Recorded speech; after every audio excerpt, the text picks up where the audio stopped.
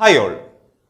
Kerala PSC ഈ വരുന്ന നവംബറിൽ നടത്താനിരിക്കുന്ന എക്സാമ്പിളുടെ ഒരു കലണ്ടർ പുറത്തുവിട്ടിട്ടുണ്ട് അല്ലേ? അതായത് എക്സാം കലണ്ടർ നമുക്ക് നവംബറിലെ പുറത്തു വന്നിട്ടുണ്ട്.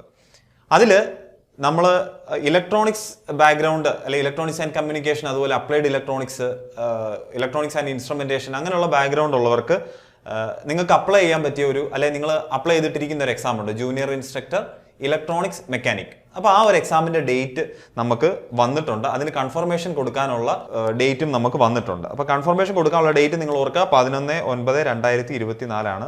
11/9 സെപ്റ്റംബർ 11-ന് മുന്നായിട്ട് ഈ എക്സാമിന് അപ്ലൈ ചെയ്തിട്ടുള്ളവരെ നിങ്ങൾ എന്ത് ചെയ്യുക, കൺഫർമേഷൻ കൊടുക്കാനും മറന്നു പോകരുത്. അതുപോലെ എക്സാം ഡേറ്റ് വന്നിരിക്കുന്നത് നവംബറിൽ തന്നെ ലാസ്റ്റ്, അതായത് 28-ാം തീയതിയാണ് നമുക്ക് ഡേറ്റ് വന്നിരിക്കുന്നത്. അവിടെ നമുക്കൊരു അഡ്വാൻറ്റേജ് ഉള്ളത്, ഒരു 28 ദിവസം കൂടെ നമുക്ക് ഈ നവംബറിൽ ലഭിക്കുകയാണ്. ഒരു മാസത്തോളം നമുക്ക് വീണ്ടും ലഭിച്ചു. ഇതിപ്പോൾ നവംബറിൽ ആദ്യമൊക്കെ ആയിരുന്നെങ്കിൽ നമുക്ക് കുറച്ച് ഒരു സമയം അവിടെ നഷ്ടമായി. ഫസ്റ്റ് വീക്കിൽ വല്ലതും ആയിരുന്നെങ്കിൽ ഒരു 10-20 ദിവസത്തിന് നഷ്ടം വന്നേനെ.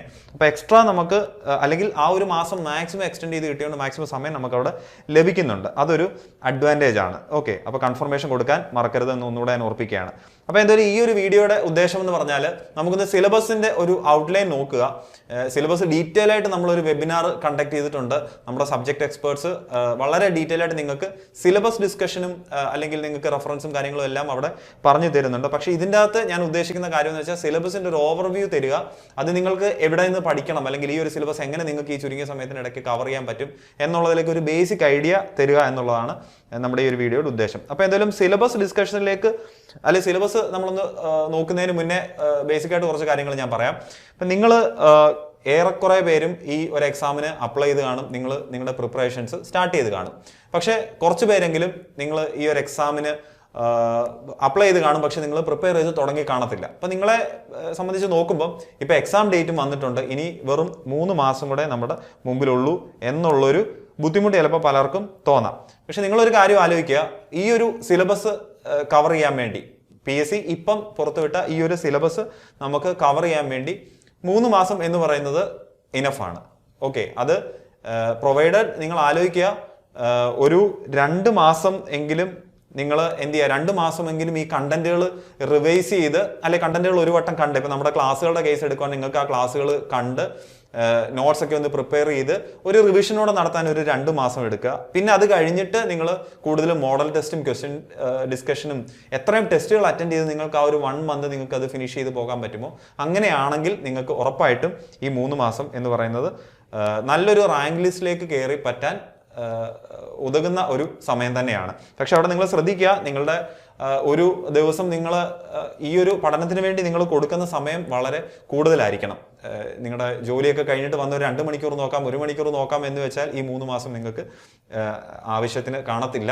നിങ്ങൾ മിനിമം ഒരു 8 മണിക്കൂർ 10 മണിക്കൂറൊക്കെ ഈ ഒരു പഠനത്തിന് വേണ്ടി കൊടുത്ത് നിങ്ങൾക്ക് ഒന്ന് പ്ലാൻ ചെയ്ത് സിസ്റ്റമാറ്റിക് ആയിട്ട് പോകാമെങ്കിൽ, വാരി വലിച്ചുള്ള ഒരു പഠനമല്ല, സിലബസിനെ ഫോക്കസ് ചെയ്ത് ക്രിസ്പായിട്ടുള്ള നോട്ട്സുകളൊക്കെ വെച്ച് നിങ്ങൾ പഠിച്ച് പോകാമെങ്കിൽ ഈ 3 മാസം എന്ന് പറയുന്നത് എന്താണ്, ഇനഫാണ് എന്നുള്ള കാര്യം ഞാൻ ഒന്നുകൂടെ സൂചിപ്പിക്കുകയാണ്. അതല്ല, നിങ്ങൾ പ്രിപ്പയർ ചെയ്തുകൊണ്ടിരിക്കുന്നവരാണെങ്കിൽ നിങ്ങൾ ഇനിയും ചെയ്യേണ്ടതെന്ന് വെച്ചാൽ റിവിഷനിലേക്ക് പോകുക, മാക്സിമം ക്വസ്റ്റ്യൻസ് കണ്ടുപോവുക. ഈ ഒരു എക്സാമിന്റെ പ്രത്യേകത എന്ന് പറഞ്ഞാൽ നമ്മൾ എത്രയും ക്വസ്റ്റ്യൻസ് കണ്ടുപോകുന്നു അത്രയും നമുക്ക് അഡ്വാൻറ്റേജ് ഉണ്ടാകും. ഈ ഒരു എക്സാം നല്ല ഏത് എക്സാം ആണെങ്കിലും അങ്ങനെ തന്നെ. പക്ഷെ ഇതിന് പ്രത്യേകിച്ച് ഒരു ടോപ്പിക്കിനെ പറ്റി കൂടുതൽ നോളജ് ഉണ്ടാക്കി അങ്ങ് ഒത്തിരി ഡെപ്തിൽ പഠിച്ചു പോവുക എന്നതിലുപരി ആ ഒരു ടോപ്പിക്കുമായിട്ട് ബന്ധപ്പെട്ട് എന്തൊക്കെ ക്വസ്റ്റ്യൻസ് ഉണ്ടോ അത്രയും ക്വസ്റ്റ്യൻസ് നിങ്ങൾ തപ്പി കണ്ടുപിടിക്കുക എന്നുള്ളതാണ്. അതിന്റെ സോഴ്സുകളൊക്കെ ഞാനൊന്ന് പറഞ്ഞു തരാം. നിങ്ങൾക്ക് ഇതർ നമ്മുടെ ഒരു ക്ലാസ് എടുക്കാമെങ്കിൽ നിങ്ങൾക്ക് ഇഷ്ടംപോലെ ടോപ്പിക് ടെസ്റ്റും മോഡൽ ടെസ്റ്റും ഒക്കെ കാണും. അതല്ലെങ്കിൽ നിങ്ങൾക്ക് ഓൺലൈനിൽ നോക്കിയ ഇഷ്ടംപോലെ സൈറ്റുകളുണ്ട്. അതുപോലെ നിമിയുടെ ബുക്കിന്റെ കാര്യം ഞാൻ പറയാം. എന്തുപോലെ നിമിയുടെ ടെക്സ്റ്റിന്റെ കൂടെ തന്നെ അതിന്റെ PDF ലഭിക്കും. ആ PDFന് നിങ്ങൾക്ക് ക്വസ്റ്റ്യൻസ് ഇഷ്ടംപോലെ ലഭിക്കും. അപ്പോൾ എന്തായാലും എങ്ങനെയും ഏതെങ്കിലും പല സോഴ്സുകളിൽ നിന്ന് മാക്സിമം ക്വസ്റ്റ്യൻസ് കണ്ടുപോവുക എന്നുള്ളതാണ് ഈ ഒരു എക്സാമിന് നിങ്ങൾക്ക് ഇതുവരെ പ്രിപ്പയർ ചെയ്തുകൊണ്ടിരിക്കുന്നവരൊക്കെ ഇനിയും ചെയ്യേണ്ട ഒരു കാര്യം. ഓക്കെ, 1 മന്ത് ഒരു റിവിഷനും കാര്യങ്ങളും എല്ലാം നടത്തുക, വീണ്ടും maximum last 2 months full questions കാണാൻ നോക്കുക. ഏതെങ്കിലും ഒരു ടോപ്പിക്ക് നിങ്ങൾ നല്ലപോലെ പഠിച്ചിട്ടുണ്ടെങ്കിൽ അതിൽ നിന്നും എക്സ്ട്രാ ഒരു 2 മാർക്ക് വേറെ ഏതെങ്കിലും ഒരു സോഴ്സിൽ നിന്ന് നിങ്ങൾക്ക് ഒരു 2 ക്വസ്റ്റ്യൻസ് നിങ്ങൾ കാണാത്തൊരു ക്വസ്റ്റ്യൻസ് കിട്ടിയാൽ നിങ്ങൾക്ക് അതെന്താണ് അവിടെ അഡ്വാൻറ്റേജ് ഉണ്ടാകും. അതല്ലെങ്കിൽ നിങ്ങൾ ചെയ്യേണ്ട ഒരു കാര്യം, നിങ്ങൾക്ക് ഏതെങ്കിലും വീക്ക് ഏരിയ ഉണ്ടോ നിങ്ങൾ ഐഡന്റിഫൈ ചെയ്യണം. നിങ്ങൾ ഇത്രയും നാൾ പഠിച്ചിട്ട് നിങ്ങൾക്ക് ഏതെങ്കിലും വീക്ക് ഏരിയ ഉണ്ടോ, റിവിഷൻ വേണ്ട ഏരിയ ഉണ്ടോ എന്ന് നോക്കിയിട്ട് ആ ഒരു ഏരിയയിലേക്ക് കൂടുതൽ സ്ട്രെസ് കൊടുത്തിട്ട് അല്ലെങ്കിൽ ഫോക്കസ് കൊടുത്തിട്ട് നിങ്ങൾ പഠിക്കാൻ ശ്രമിക്കുക. അപ്പോൾ എന്തായാലും എക്സാമിന് നിങ്ങൾ ഇതുവരെ പ്രിപ്പയർ ചെയ്തുകൊണ്ടിരുന്നവരാണെങ്കിലും നിങ്ങൾ ഇനിയും പ്രിപ്പയർ ചെയ്യുവാണെങ്കിലും നിങ്ങൾക്ക് എന്താണ് ഈ ഒരു 3 മാസം വളരെ ഇമ്പോർട്ടൻ്റ് ആണ്. നല്ല രീതിയിൽ ഫോക്കസ് കൊടുക്കുക, മാക്സിമം സമയം കൊടുത്ത് തന്നെ പഠിക്കുക. അപ്പം ഇത്രയും കാര്യങ്ങൾ ജനറലായിട്ട് ഞാനൊന്ന് പറഞ്ഞതേ ഉള്ളൂ. അതുപോലെ നിങ്ങൾ പഠിക്കേണ്ട സിലബസും കാര്യങ്ങളും അല്ലെങ്കിൽ ഈ റെഫറൻസും കാര്യങ്ങളൊക്കെ ഞാൻ വഴിയെ പറയാം. എന്തായാലും നമുക്ക് ആദ്യം സിലബസ് ഒന്ന് ജസ്റ്റ് ഔട്ട്ലൈൻ നോക്കി പോകാം. പക്ഷെ നിങ്ങളൊരു കാര്യം ആലോചിക്കുക, സിലബസ് എന്താണ് ഡീറ്റെയിൽ ആയിട്ട് നമ്മുടെ വെബിനാറിൽ പറയുന്നുണ്ട്. ഞാൻ ജസ്റ്റ് ഇതൊന്ന് പറഞ്ഞു പോകത്തേ ഉള്ളൂ. അപ്പം മോഡ്യൂൾ 1 എന്ന് പറയുന്നത് പാസീവ് ആൻഡ് ആക്റ്റീവ് കമ്പോണൻസ് ആണ്. Passive and active components. അപ്പോൾ അവിടെ നമുക്ക് പഠിക്കാനുള്ളത് ബേസിക് ആയിട്ടുള്ള കുറച്ച് പാസീവ് കമ്പോണൻസ് ആണ്. നമുക്ക് റെസിസ്റ്റേഴ്സ്, കപ്പാസിറ്റേഴ്സ്, ഇൻഡക്ടേഴ്സ്, അതിൻ്റെ ടൈപ്സ് കാര്യങ്ങളൊക്കെയാണ് നമുക്ക് അവിടെ പഠിക്കാനുള്ളത്. ഓക്കെ, അപ്പം പിന്നെ ട്രാൻസ്ഫോമേഴ്സ്, അങ്ങനെ കുറേ ടോപ്പിക്കുകളൊക്കെയാണ് ഈ ഫസ്റ്റ് മോഡ്യൂളിൽ പഠിക്കാനുള്ളത്. അപ്പോൾ അതിൻ്റെ വെയിറ്റേജ് എന്ന് പറഞ്ഞാൽ 10 മാർക്കാണ്. അപ്പം നിങ്ങൾ വേറൊരു കാര്യം ശ്രദ്ധിക്കേണ്ട കാര്യം, ഓരോ മോഡ്യൂളിലും വെയിറ്റേജ് അനുസരിച്ചാണ് നമുക്ക് PSC തന്നിരിക്കുന്നത്. അതായത് ഫസ്റ്റ് മോഡ്യൂൾ 10 മാർക്ക്, അല്ലെങ്കിൽ സെക്കൻഡ് മോഡ്യൂൾ 5 മാർക്ക്, അല്ലെങ്കിൽ തേർഡ് മോഡ്യൂൾ 15 മാർക്ക് എന്ന് പറഞ്ഞ് പക്കാ വെയിറ്റേജ് തന്നിട്ടാണ് PSC ഇപ്പോൾ സിലബസ് പുറത്തുവിടുന്നത്. അപ്പോൾ ലാസ്റ്റ് ടൈം ഉള്ളതിലും കുറച്ചുകൂടെ ഡീറ്റെയിൽ ആയിട്ടുള്ളൊരു സിലബസ് ആണ് നമുക്ക് ഈ പ്രാവശ്യം വന്നിരിക്കുന്നത് എന്നുള്ളതാണ് കുറച്ചുകൂടെ ഒരു സന്തോഷകരമായിട്ടുള്ള കാര്യം. ഡീറ്റെയിൽഡ് സിലബസ് ആകുമ്പോൾ നമുക്കറിയാം എന്ത് പഠിക്കണം എന്നുള്ളത് അവർ കറക്റ്റായിട്ട് പറഞ്ഞിട്ടുണ്ട്. അല്ലാതെ വെറുതെ ഒരു പേര് തന്നിട്ട് റാൻഡമായിട്ട് നമുക്ക് കുറച്ച് പേരുകൾ അല്ലെ ടോപ്പിക്കുകൾ തന്ന് വിടുവല്ല. അവർ ഒരു ടോപ്പിക്കിൽ തന്നെ എന്തൊക്കെ പഠിക്കണം എന്നുള്ളത് വളരെ ഡീറ്റെയിൽ ആയിട്ട് ഈ പ്രാവശ്യം തന്നിട്ടുണ്ട് എന്നുള്ളതാണ്. അപ്പോൾ അതുകൊണ്ട് തന്നെ നിങ്ങൾക്ക് പഠിക്കാനും കുറച്ച് എളുപ്പമായിരിക്കും. ഇപ്പം ഞാൻ പറഞ്ഞു വന്നത്, ഒരു 10 മാർക്ക് വെയിറ്റേജ് ഉള്ളൊരു ടോപ്പിക്കിൽ നമ്മൾ കൊടുക്കേണ്ട ഒരു ഇമ്പോർട്ടൻസ് ആയിരിക്കത്തില്ല നമ്മളൊരു 5 മാർക്കുള്ള ഒരു ടോപ്പിക്കിന് നമ്മൾ കൊടുക്കുന്നത്. ഇപ്പോൾ 5 മാർക്ക് മാത്രമുള്ള ഒരു മോഡ്യൂൾ ആണെങ്കിൽ നിങ്ങൾ ഒരു സ്റ്റഡി പ്ലാൻ പ്രിപ്പയർ ചെയ്യുമ്പം നിങ്ങൾ അതിനൊരു 2 ദിവസമായിരിക്കും കൊടുക്കുന്നത്, അല്ലെങ്കിൽ 3 ദിവസമായിരിക്കും ആ ക്ലാസ്സുകൾ കാണാൻ നമ്മൾ കൊടുക്കുന്നത്. അതുപോലെ ആയിരിക്കത്തില്ല നമ്മളൊരു 15 മാർക്കുള്ള ടോപ്പിക്കിന് നിങ്ങൾ കൊടുക്കേണ്ടത്. അപ്പം നിങ്ങൾ ചെയ്യേണ്ട ഒരു കാര്യം, നിങ്ങളൊരു സ്റ്റഡി പ്ലാൻ ഉണ്ടാക്കുമ്പോൾ ഓരോ മോഡ്യൂളിലും എന്തുമാത്രം ക്വാണ്ടിറ്റി നിങ്ങൾക്ക്, അല്ലെങ്കിൽ എന്തുമാത്രം എമൗണ്ട് പഠിക്കാൻ നിങ്ങൾക്കുണ്ട്, അല്ലെങ്കിൽ എന്തുമാത്രം ടോപ്പിക്ക് പഠിക്കാനുണ്ട് എന്ന് നിങ്ങളൊന്ന് ഐഡന്റിഫൈ ചെയ്യണം. അതിൻ്റെ വെയിറ്റേജ് നോക്കണം. അതനുസരിച്ച് വേണം നിങ്ങൾ എന്ത് ചെയ്യാൻ, ഒരു സ്റ്റഡി പ്ലാൻ പ്രിപ്പയർ ചെയ്യാൻ. ഇപ്പം ആ ടോപ്പിക്ക് നിങ്ങൾ നേരത്തെ പഠിച്ചിട്ടുള്ളതാണെങ്കിൽ നിങ്ങൾക്ക് അതിന് സമയം കൊടുക്കുന്നത് വളരെ കുറച്ച് കൊടുത്താൽ മതി. മനസ്സിലായോ? ഞാനൊരു സ്റ്റഡി പ്ലാൻ പ്രിപ്പയർ ചെയ്യുന്ന കേസിലാണ് ഞാൻ പറയുന്നത്. ഓരോ മോഡ്യൂളും അതിൻ്റെ സിലബസ് നല്ല നീറ്റായിട്ട് മനസ്സിലാക്കണം. ആ സിലബസ് മനസ്സിലാക്കുന്നതനുസരിച്ച് എന്ത് ചെയ്യണം, നിങ്ങളുടെ സ്റ്റഡി പ്ലാനിൽ അതിനുള്ള സമയം കൊടുക്കണം. അതായത് ഒരു സബ്ജക്റ്റിന് ഞാനൊരു 3 ദിവസമാണ്, ഇപ്പം നമ്മുടെ 10 ക്ലാസ്സുകളുള്ള ഒരു ടോപ്പിക്ക് അല്ലെങ്കിൽ നമ്മുടെ ഒരു മോഡ്യൂൾ നിങ്ങൾ അതിനൊരു 3 ദിവസമാണ് കൊടുക്കുന്നതെങ്കിൽ, മറ്റൊരു മോഡ്യൂൾ എടുക്കുമ്പോൾ അതിന് കൂടുതൽ ക്ലാസ്സുകൾ കാണും, കൂടുതൽ ടോപ്പിക്കുകൾ കാണും, കൂടുതൽ വെയിറ്റേജ് കാണും എന്നുണ്ടെങ്കിൽ അതിന് നിങ്ങൾ അതനുസരിച്ചൊരു ടൈം നിങ്ങൾ സെറ്റ് ചെയ്യണം. അപ്പോൾ അവിടെയാണ് സിലബസ് നല്ല രീതിയിൽ മനസ്സിലാക്കുന്നതിൻ്റെ ഒരു ആവശ്യകത എന്ന് പറഞ്ഞാൽ, അല്ലെ ഒരു ഇമ്പോർട്ടൻസ്. ഓക്കെ, അടുത്തതെന്ന് പറഞ്ഞാൽ മോഡ്യൂൾ 2 ആണ്. മോഡ്യൂൾ 2 ബേസിക് ഇലക്ട്രിക്കൽ എഞ്ചിനീയറിംഗ് ആണ് പറയുന്നത്. ഇലക്ട്രിക്കൽ റിലേറ്റഡ് ടോപ്പിക്സ് ആണ്. അതായത് ബേസിക് ആയിട്ടുള്ള നമ്മുടെ ഇലക്ട്രിക്കൽ ബേസിക് ടേംസും അതിലെ കുറച്ച് ലോസും, ഓംസ് ലോ, കിർച്ചോഫ്സ് ലോ, അങ്ങനെയൊക്കെ പറയുന്ന ലോസും, പിന്നെ അതുപോലെ സർക്യൂട്ടുകൾ, അല്ലെ AC സർക്യൂട്ടുകൾ പറ്റി നമുക്ക് കൂടുതൽ പഠിക്കണം. എന്തായാലും ബേസിക് ആയിട്ടുള്ള കുറച്ച് ഇലക്ട്രോ മാഗ്നറ്റിസം എന്തുവാ, അതിൻ്റെ ലോസ് എന്തുവാ, അങ്ങനെയുള്ള കുറച്ച് ബേസിക് ആയിട്ടുള്ള കാര്യങ്ങളാണ് നമുക്കിവിടെ പഠിക്കാനുള്ളത്. വലിയ ടഫായിട്ടുള്ള മോഡ്യൂളുകളൊന്നുമല്ല. നമ്മളെപ്പോഴും ബേസിക് ഇലക്ട്രിക്കൽ സാധനങ്ങൾ നമ്മൾ പഠിക്കുന്ന ഒരു ടോപ്പിക്കുമാണ്. നമുക്ക് 10 മാർക്ക് അവിടെ സ്കോർ ചെയ്യാൻ പറ്റും. അപ്പോൾ അതിൻ്റെതായ ഒരു വെയിറ്റേജ് അല്ലെ ഒരു ടൈമും കാര്യങ്ങളും ഒക്കെ കൊടുത്ത് നിങ്ങൾ പഠിക്കുക. പക്ഷേ ഇതിനർത്ഥം ഒരു ടോപ്പിക്ക് പോലും നമുക്ക് സ്കിപ്പ് ചെയ്യണമെന്നല്ല. ഈസി ആയിട്ടുള്ളൊരു മോഡ്യൂളാണ്. അതിന് 10 മാർക്ക് വെയിറ്റേജ് ഉണ്ടെങ്കിൽ നമുക്ക് ആ ഒരു മോഡ്യൂൾ ഒരു പോയിന്റ് പോലും നമുക്ക് കളയാനില്ല എന്നുള്ളതാണ്, അല്ലേ? കാര്യം എവിടുന്ന് വേണമെങ്കിലും നമുക്ക് ക്വസ്റ്റ്യൻസ് ചോദിക്കാം. അപ്പോൾ കുറച്ച് ടോപ്പിക്കേ ഉള്ളെങ്കിൽ മാർക്ക് വെയിറ്റേജ് കൂടുതലുമാണെങ്കിൽ നിങ്ങൾ എന്ത് ചെയ്യണം, ആ കുറച്ച് ടോപ്പിക്കിൽ മാക്സിമം നിങ്ങൾ പഠിക്കാൻ ശ്രമിക്കണം. മറിച്ച് വലിയൊരു മോഡ്യൂളാണ്, നമുക്കൊരു 10 മാർക്ക് 15 മാർക്ക് വെയിറ്റേജ് ഉള്ളെങ്കിൽ ആ ടോപ്പിക്കുകൾ സെലക്ട് ചെയ്യുമ്പോൾ അതനുസരിച്ച് ബുദ്ധിപരമായിട്ട് സെലക്ട് ചെയ്യാൻ വേണം. ആ ഒരു ടോപ്പിക്ക് ഏറ്റവും ഡെപ്തിൽ അങ്ങ് പഠിക്കാൻ നിന്ന് കഴിഞ്ഞാൽ ഒരിക്കലും ആ മോഡ്യൂൾ നമുക്ക് തീരത്തില്ല. ചിലപ്പോൾ ആ ഒരു മോഡ്യൂൾ മാത്രം 15 ദിവസം കൊടുക്കേണ്ട അവസ്ഥ വരും. അപ്പോൾ ഇതൊക്കെ അനുസരിച്ച് നിങ്ങൾ ആലോചിച്ച് വേണം നിങ്ങളൊരു സ്റ്റഡി പ്ലാൻ ഉണ്ടാക്കാൻ. അതിന് ആദ്യം നമ്മൾ ചെയ്യേണ്ട സിലബസിനെ നല്ലപോലെ, ഞാൻ നേരത്തെ പറഞ്ഞ സിലബസിനെ നല്ലപോലെ മനസ്സിലാക്കി ഒരു സ്റ്റഡി പ്ലാൻ ഉണ്ടാക്കുക എന്നുള്ളതാണ്. അല്ലാണ്ട് വെറുതെ എടുത്ത് നമ്മളൊരു സിലബസ് എടുത്ത് ആദ്യം മുതലേ അങ്ങ് പഠിക്കാൻ തുടങ്ങുക എന്നുള്ളതല്ല. ഓവറോൾ നിങ്ങളൊരു ഐഡിയ ഉണ്ടാക്കണം. അതിനുവേണ്ടി ഞാൻ നേരത്തെ പറഞ്ഞ നമ്മുടെ വെബിനാർ ഞാൻ ഡിസ്ക്രിപ്ഷൻ ബോക്സിൽ ആഡ് ചെയ്യാം. അപ്പോൾ അതൊക്കെ നിങ്ങളൊന്ന് ഡീറ്റെയിൽ ആയിട്ട് കാണുക. വളരെ ഇമ്പോർട്ടൻ്റ് ആണ്, അത് നിങ്ങൾ കണ്ടിരിക്കണം. ഓക്കെ, അടുത്തായിട്ട് മോഡ്യൂൾ 3 മെഷറിംഗ് ഇൻസ്ട്രുമെന്റ്സ്. ഇതും വളരെ ചെറിയൊരു മോഡ്യൂളാണ്. ബേസിക് ആയിട്ട് ഇലക്ട്രിക്കലിൽ നമ്മൾ അറിഞ്ഞിരിക്കേണ്ട കുറച്ച് ഇലക്ട്രിക്കൽ മെഷറിംഗ് ഇൻസ്ട്രുമെന്റ്സ് ഒക്കെയാണ് നമ്മൾ ഇവിടെ പഠിക്കുന്നത്. അമ്മീറ്റർ, വോൾട്ട് മീറ്റർ, അതുപോലെ cathode ray oscilloscope, digital storage oscilloscope, അങ്ങനെ പല മെഷറിംഗ് ഇൻസ്ട്രുമെന്റ്സ് ആണ് നമുക്ക് ഇവിടെ പഠിക്കേണ്ടത്. അതിന് നിങ്ങൾ നോക്കിയാൽ 12 മാർക്ക് വെയിറ്റേജും ഉണ്ട്. അപ്പോൾ വളരെ കുറച്ച് ടോപ്പിക്ക് 12 മാർക്ക് വെയിറ്റേജ്. അപ്പോൾ നിങ്ങൾ അതിന് അതിൻ്റെതായ ഒരു സമയം കൊടുക്കുക. അതിൽ നിന്ന് ഒരു ടോപ്പിക്ക് പോലും മിസ്സാക്കാനില്ല. ഫുൾ ആ പറയുന്ന സിലബസിൽ പറയുന്ന എല്ലാ ടോപ്പിക്കും എത്ര നല്ലപോലെ നോക്കാൻ പറ്റും അത്ര നല്ലപോലെ നോക്കി അതിന് നമ്മൾ കവർ ചെയ്യുക. ഓക്കെ, അപ്പോൾ ആ രീതിയിൽ 12 മാർക്ക് നമുക്ക് ആ ഒരു മോഡ്യൂളിൽ നമുക്ക് കിട്ടും. അടുത്ത മോഡ്യൂൾ നമുക്ക് നോക്കാനുള്ളത് മോഡ്യൂൾ 4 ആണ്. അതിൽ ഇലക്ട്രോണിക് ഡിവൈസസ് ആൻഡ് സർക്യൂട്ട്സ്. അപ്പോൾ ഇതിനകത്ത് നമുക്ക് പഠിക്കാനുള്ളത് semi conductor materials, PN junction, പിന്നെ അതുപോലെ ആംപ്ലിഫയേഴ്സ്. നിങ്ങൾക്കൊരു ടൈമറിൻ്റെ കാര്യം, ഒരു 555 ടൈമർ, അതിന് ആ ഒരു സർക്യൂട്ട് അതിൻ്റെ പഠിക്കാനുണ്ട്. അപ്പോൾ അങ്ങനെ ഇലക്ട്രോണിക്സ് ആൻഡ് കമ്മ്യൂണിക്കേഷൻ ബാക്ക്ഗ്രൗണ്ടിൽ ഉള്ളവർക്ക് ഏറ്റവും കൂടുതൽ സ്കോർ ചെയ്യാൻ പറ്റുന്ന ഒരു ഏരിയ ആണ് ഈ മോഡ്യൂൾ 4 എന്ന് പറയുന്നത്. അത് 15 മാർക്ക് വെയിറ്റേജ് ആണ് ഉള്ളത്. അത്യാവശ്യം വാസ്റ്റ് ആയിട്ടുള്ളൊരു ടോപ്പിക്കാണ്. ആ സിലബസിൽ അത്യാവശ്യം വാസ്റ്റ് ആയിട്ട് കാര്യങ്ങൾ പറയുന്നുണ്ട്. അപ്പോൾ അതിൻ്റെതായ ഒരു ഇമ്പോർട്ടൻസ് ആ ഒരു മോഡ്യൂളിന് കൊടുക്കുക. അത്രയും ദിവസമൊക്കെ അതിന് ആ ഒരു സ്റ്റഡി പ്ലാനിൽ അത്രയും കൂടുതൽ ദിവസങ്ങൾ നിങ്ങൾ അലോക്കേറ്റ് ചെയ്ത് കൊടുക്കാൻ ശ്രദ്ധിക്കുക. ഓക്കെ, അടുത്തത് മോഡ്യൂൾ 5 ആണ്. അത് പവർ ഇലക്ട്രോണിക് ഡിവൈസസ് ആണ്. അതായത് പവർ ഡിവൈസസ് അവിടെ നമുക്ക് പഠിക്കാനുള്ളത് JFET, MOSFET എന്നൊക്കെ പറഞ്ഞ പോലെ കുറേ ഡിവൈസസുകളുണ്ട് അല്ലേ, പവർ ഇലക്ട്രോണിക് ഡിവൈസസുകളുണ്ട്. അതിനെപ്പറ്റിയാണ് പഠിക്കാനുള്ളത്. ഇപ്പോൾ ഒരു JFETന്റെ ക്യാരക്ടറിസ്റ്റിക്സ് അല്ലെ അതിൻ്റെ സിമ്പിൾ അങ്ങനെയുള്ള കാര്യങ്ങളൊക്കെയാണ് നമുക്കതിൽ പഠിക്കാനുള്ളത്. ഇലക്ട്രോണിക്സ് ബാക്ക്ഗ്രൗണ്ട് ഉള്ളവർക്ക് വളരെ ഫെമിലിയർ ആയിട്ടുള്ള ടോപ്പിക്കാണ്. സിലബസിൽ നമുക്ക് വളരെ കുറച്ച് കാര്യങ്ങളെ പറയുന്നുള്ളൂ.